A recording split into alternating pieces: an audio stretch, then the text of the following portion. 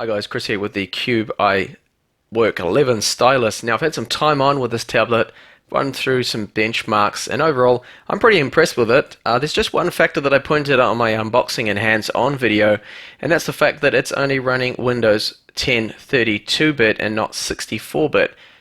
And as far as I can tell, I actually think that the BIOS is 32-bit only, so that's not actually going to allow us to try and install Windows 10 64-bit if I dumped the drivers. I tried to do that, attempt to do that, and didn't get very far. I just came to an error within the BIOS, and I think it's down to that. So you see here, so we've only got the 2.92 gigabytes usable of the 4 gigabytes of RAM, which is a bit of a problem, but at least it seems pretty fast, the tablet, to be honest. I'm not seeing that affect the performance, but of course we've got 1 gigabyte of RAM there that we can't even use, and if you want to run 64-bit programs, then you're out of luck for the moment until I think they update their BIOS. So overall, it's just like the i7 stylus. Really nice build, does feel solid and good. I like the weight of it, and the way it feels in hand is good, and the performance so far, as I mentioned, it doesn't actually really feel like an atom. Hard to explain, but it just feels a little bit snappier. Like the same chipset here, I had the X5Z8300 on the TechLast X98 Plus. Felt a lot slower, but that had a retina screen. But here, just moving around doing things within Windows just seems to be a lot quicker. So here are some benchmarks that I did run. So this is Geekbench 3. Those scores aren't too bad considering this is the lower end X5 Atom Cherry Trail. And here's the 3D Mark 11 score. I'll just quickly show you how well that scrolls and how smooth it is. It's very smooth. It's scrolling edge, and overall performance so far seems really good. So this is the Ice Storm 1.2 score. This is a lot higher than what the X98 Plus got. Now Cube doesn't seem to have throttled back the graphics on this one, which I suspected on the X98 Plus. This one here seems to be running at least maximum speed that the Cherry Trail will allow. And the last benchmark was CloudGate 1.1. A reasonably good score for the chipset, considering this is an Atom. Now, what I did is also test out and benchmark the eMMC drive. This is the score right here. Not a bad score. If you have a look at those 4K random reads and writes, they're quite good for a eMMC 4.5.1 spec drive that is in this. Not bad at all. And I also ran the same Crystal Disk Mark benchmark on my micro SD card that I have in the tablet at the moment. Just slot it in the side. It just slots in, and it slots in flush. And that's the score I got. It's a Samsung Evo 64 gigabyte one, and those scores there are okay. They're pretty much the maximum speeds I can get it out of the card. If you've got a faster card, then you can take advantage of that with the slot. It's not limited at all in speed. And the last score I did test out was the USB 3 port plugged in my SanDisk Extreme 64-bit drive. And those speeds there are pretty much the max speeds that that drive can get. It's very fast. This is it here. That's the drive that I tested. So it works well. Now, when you do plug in a 2.5-inch hard drive, I've noticed that it will run at USB 2 speeds for some reason. And that is probably because it just doesn't have enough. I don't know what's going on, but it does run at USB 3 speeds, but I think it might be something to do with the power it supplies. I'm not really too sure, but it will run the drive by itself without any problems, so you don't need a powered hub to run an external drive there. But using the adapter all the time is a bit of a pain. I really wish they had a full-sized port on the side. It would be really good. It'd be so handy to have that. Now, one of the things I mentioned in my hands-on unboxing video is that when you touch the home button, there is a haptic feedback motor in there. It gives you a slight little buzz there. It's something you don't see a lot of in tablets, but it's a nice little extra that they've added. So I'm just going to go over here to OneNote and show you a bit of the stylus, which I forgot to show you in the first video. So here's the pen that comes with it. Well, it doesn't come with it actually, it's an optional extra, but any Wacom stylus will work. And this is the cheaper one that Cube sold me with the first i7 Cube sale. It's actually brown color. It's probably not coming out in the video.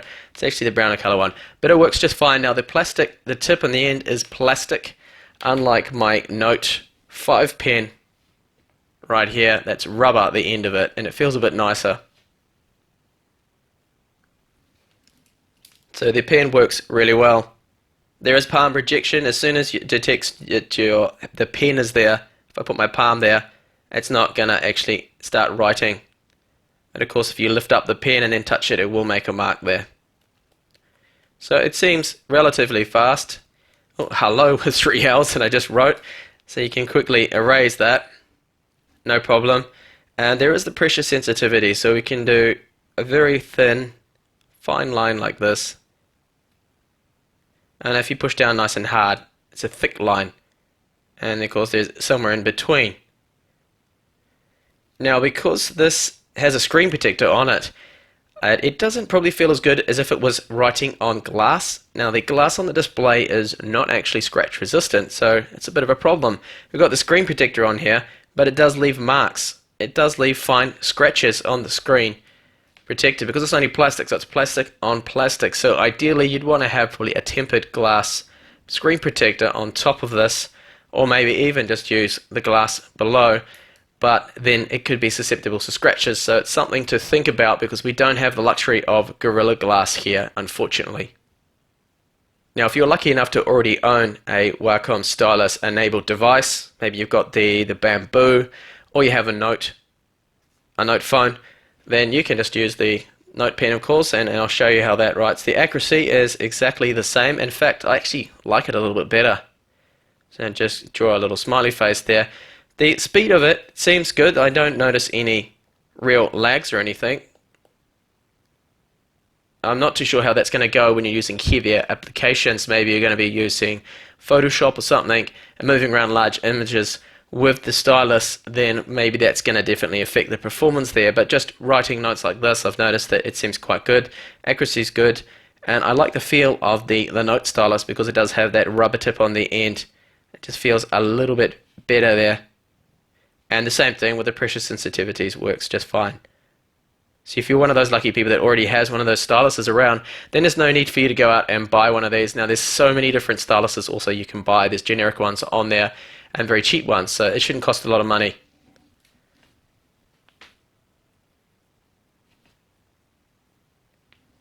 Now the on-screen keyboard is quite good to type on.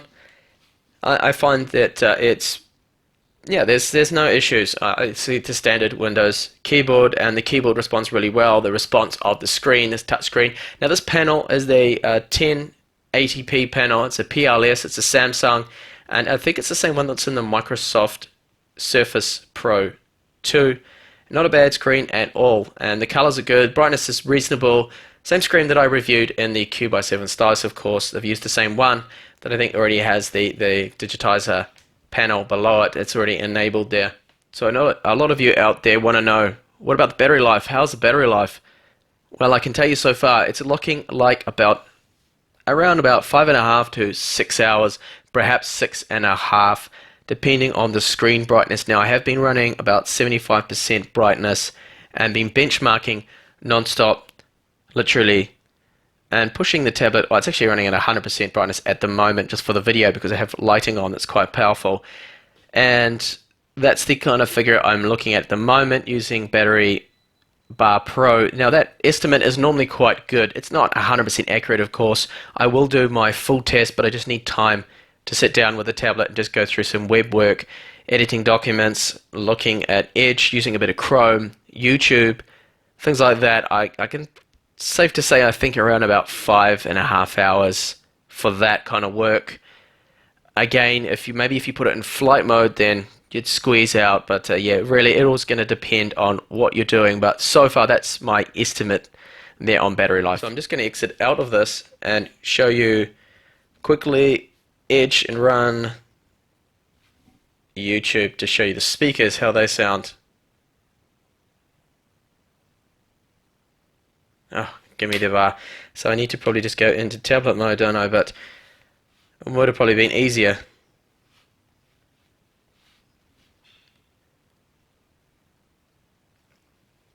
Okay, so it's going to quickly run a trailer or something like that, 1080p clip.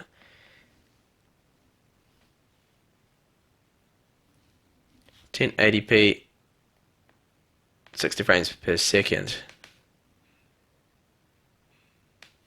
No, let's just come into some gameplay videos. But anyway, I'll just run one of these.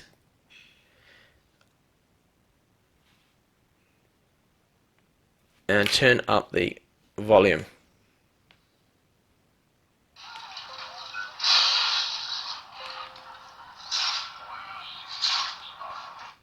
Probably not a very good example, actually running a gameplay footage.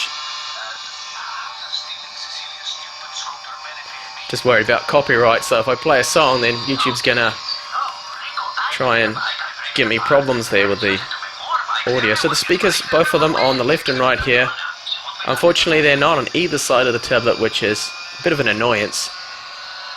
But the volume output is good. You can hear speech and audio through movies. Everything sounds pretty good. They do lack in bass, of course, like most tablet speakers, so they aren't wonderful. And the headphone jack outputs the sound quite loud and clear. It's not bad at all. And I didn't notice any real static or interference over the headphone port here. Overall, so far, the hands-on with this tablet, while I've been using it now, just going through it, it's running a lot better than the other X5Z 8300 tablets I've reviewed. It just seems to be so much smoother, even though it's actually not running in 64-bit, unlike the Stylus X98 Plus I reviewed. But it seems to be working quite well. Now, after all the testing I've been doing, and I've been running the tablet for a while, has it throttled? The good news, no, it hasn't throttled. But it has got quite warm, 81 degrees.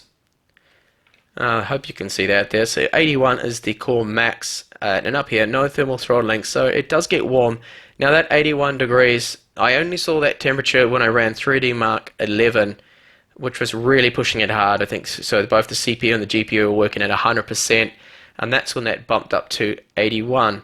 And as we're running now for 3 hours and 45 minutes, just going through all these benchmarks, what I've been doing, and that I think is okay for now. I don't think it's going to exceed this temperature, so I'm not worried about it too much. I think if it's going to take that kind of a beating to, just run both the cores, all the quad cores at maximum and the GPU at maximum to get it to 81, then not really too bad.